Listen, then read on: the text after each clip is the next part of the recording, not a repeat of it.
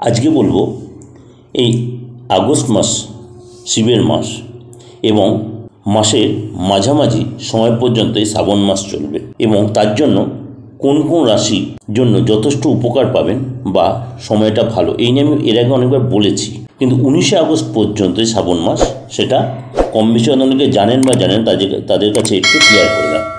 19শে August পর্যন্ত শ্রাবণ মাস চলবে। প্রতি রাশির মানুষের উপরেই কিন্তু শিবের আশীর্বাদ বর্ষিত হবে এবং এই যে মহাদেবের পুজো, এটা কিন্তু এই শ্রাবণ মাসে বিশেষ মাস। সারা বছর ঘরে ঘরে বা অনেকেই শিব পুজো করবেন বা অনেকে মন্দিরে যাবেন বা বাবার মাথায় জল ঢালবেন অনেক জায়গায়। আগামী 19 আগস্ট পর্যন্ত এই শ্রাবণ মাস চলবে, যে কিছু রাশির জন্য সময়টা কিন্তু অতিরিক্ত ভালো। তার মধ্যে প্রথম রাশি হচ্ছে বৃষ রাশি।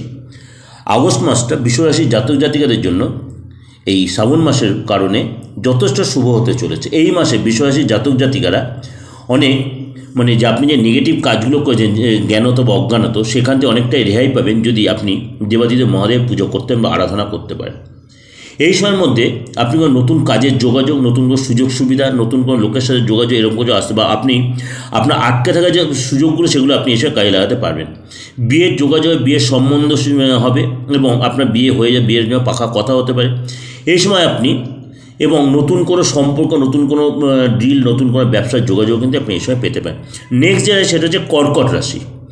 আগস্ট মাস কর্কট রাশির জাতক জাতিকাদের জন্য অত্যন্ত ভালো হতে চলেছে জাস্ট এই দেবাদিদেব মহাদেবের উদ্যোগে, কারণ আপনার রাশির জন্য কিন্তু দেবাদিদেব মহাদেব যথেষ্ট পারফেক্ট। এই মাসে কর্কট রাশির জাতকরা মহাদেবের আশীর্বাদ পাবেন। কাজের জায়গায় আপনি এতদিন যে আপনি সম্মানটা পাচ্ছিলেন না বা কাঙ্ক্ষিত যেটা আপনার ছিল, যে কাঙ্ক্ষিত ছিল সেটা আপনি পাচ্ছেন, সেটা কিন্তু এই সময় পাবেন। এই মাসটা অবশ্যই দেবাদিদেব মহাদেব আরাধনা করুন বা পুজো করুন। এবং কর্মজীবন আপনার যথেষ্ট সঠিক হবে। যারা বেকার ছিলেন বা কাজ ছিল না বা চাকরি হারিয়েছেন, তারা কিন্তু চাকরির চেষ্টা সেখানে পাবেন। ব্যবসা যারা যথেষ্ট ডেভেলপ হবে, দীর্ঘদিনে অমীমাংসিত কাজগুলো সম্পন্ন হবে এবং প্রেম জীবনে যথেষ্ট অগ্রগতি হবে। নেক্সট যে রাশি সেটা হচ্ছে বৃশ্চিক রাশি। বৃশ্চিক রাশির জাতক জাতিকাদের জন্য শ্রাবণ মাসটা যথেষ্ট ভালো হতে চলেছে।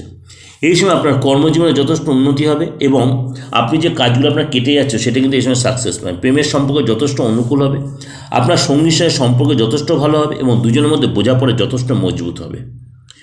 মকর রাশি। আগস্ট মাসটাও মকর রাশির জাতক জাতিকাদের জন্য যথেষ্ট শুভাশুভ হতে চলেছে। এই মাসে আপনাদের সৌভাগ্যের মুখ দেখবেন।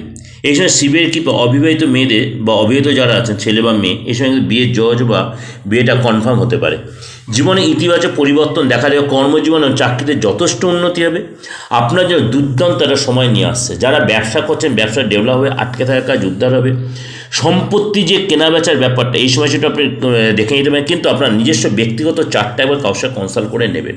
সব রাশির জন্যই বলছি।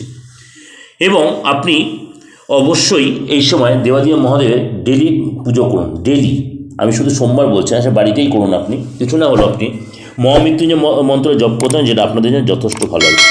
এই যে ওভারঅল ডিসকাশনটা করলাম, অবশ্যই আপনাদের ভালো লাগে। ভালো হলে অবশ্যই লাইক করবেন, সাবস্ক্রাইব করবেন, নোটিফিকেশন অন করবেন, যতক্ষণ লোকে শেয়ার করবেন।